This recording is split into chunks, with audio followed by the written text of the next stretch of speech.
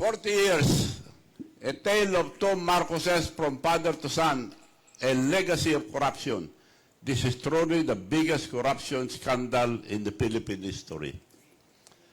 Noong last year, kung napansin nyo sa record, nung sinabi niya na maya naman kayo, right away, pinuna ko na. Dahil mula nung pinahiya ako sa Japan, nagtaka ako, pinag-aralan ko na, I scrutinized it, I studied it, I analyzed it. Kaya pala, ininsulto na ako sa Japan dahil may gagawin silang masama. So, pinag-aralan ko rin siya mula nung binastos ako sa Japan. Kaya, napag-alaman ko na ito. Kaya, lalabas na sana ako last year. Pero inantay ko itong buwan na ito dahil ito ang 48th year. 40 means a lot in the Bible. Saan yung mga 40?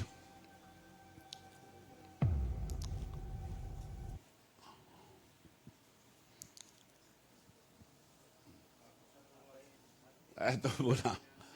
Marcos Romualdez noon, Marcos Romualdez ngayon, tama na, sobra na. 40 years apart. Ika-40 ngayon. So, inantay ko itong buwan na ito para maging 40 because 40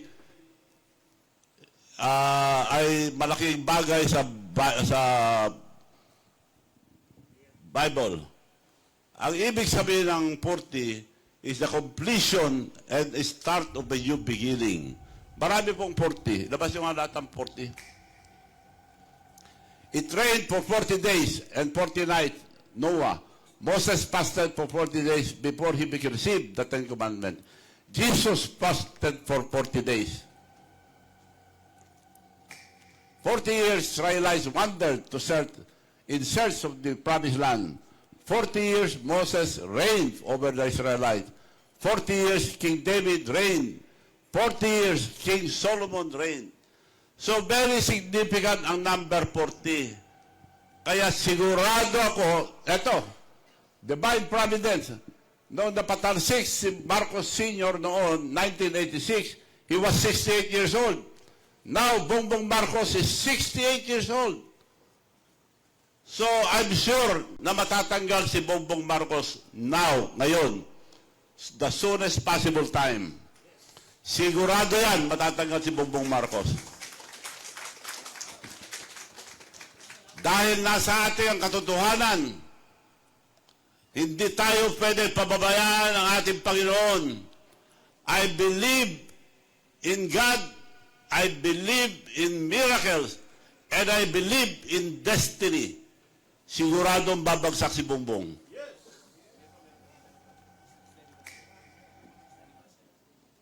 Exactly 40 years apart, Marcos Sr. was ousted from power. The country again reaches its 40th year. That may be seen as a symbol of and will lead to removal of Bongbong Marcos at any moment now. So, tapos na ba tayo? History is repeating itself. Divine Providence, number 40, the Bible means the completion and the start of the new beginning. Okay na? Okay.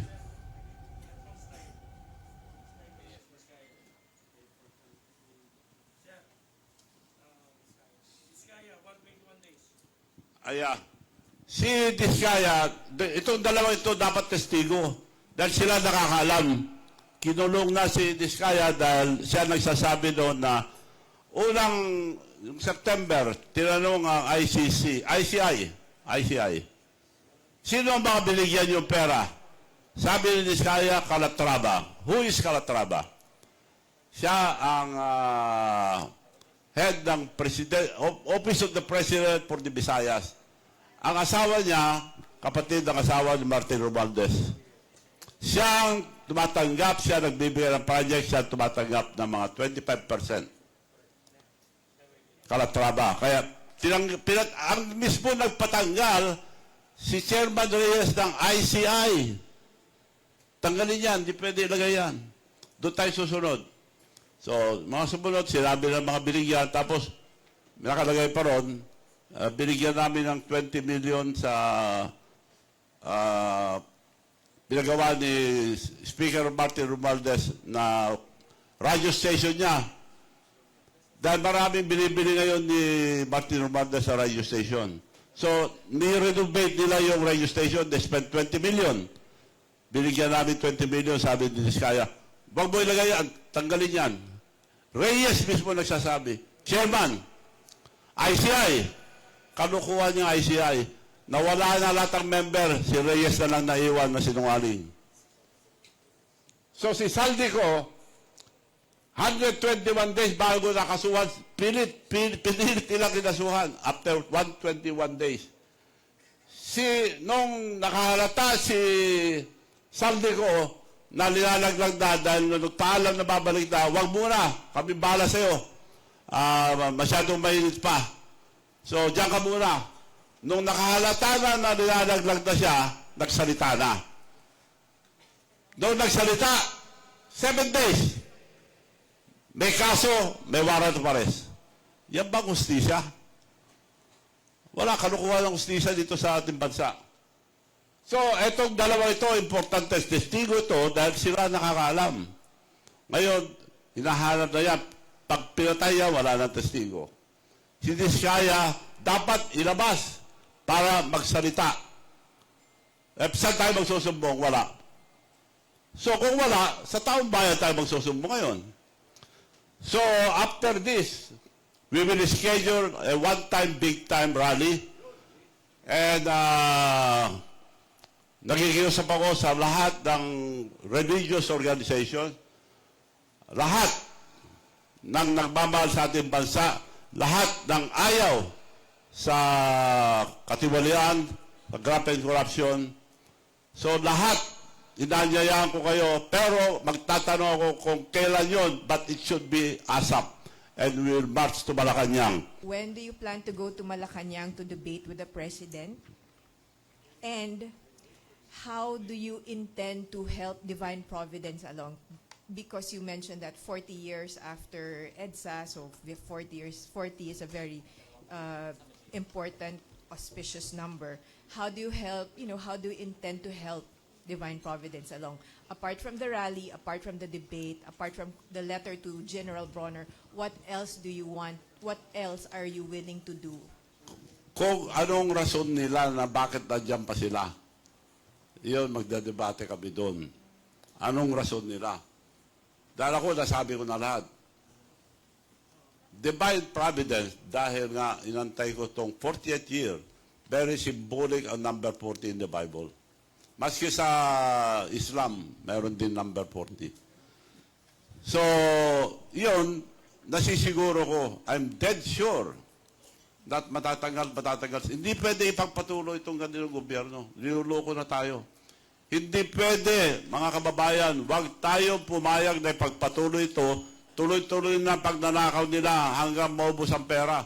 Kinuha na lahat. Pera ang taong bayan, yung PhilHealth, PDIC, kinuha. Wala na. Hindi na mapatakbo itong gobyerno ito. Sinasagad nila. Tapos tatakbo na lang.